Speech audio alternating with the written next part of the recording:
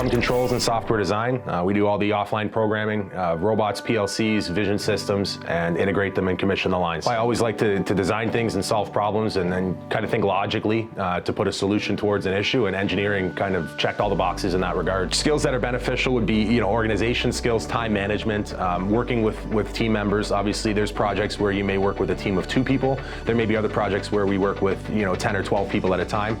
So communication skills on that type of setting is very important as well. I took a 3-year advanced diploma program at Conestoga College for electrical engineering technology.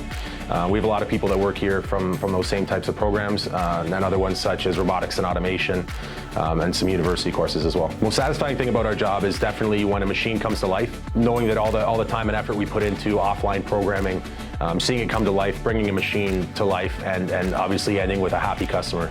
That's the most rewarding part of our job. There's been a handful of projects that I'm really proud of, but one in particular, it was just a very intricate, highly dense tooling within the system, and lots of different technologies from magnetization, plasma treat, dispense applications. There was just a whole lot in one project, and for those reasons, that is definitely the project I'm most proud of. Eclipse is a very fast-growing company, so there's lots of opportunity to progress within every department. I started as a software designer.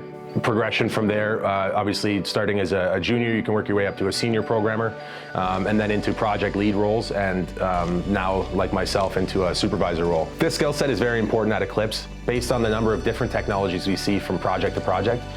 Being involved in multiple different industries and different projects, we have to be universal with our skill set to allow us to achieve success. I think there are some things that surprised me when I started the role. Some of the scale of some of the projects that we do blew my mind, to be honest.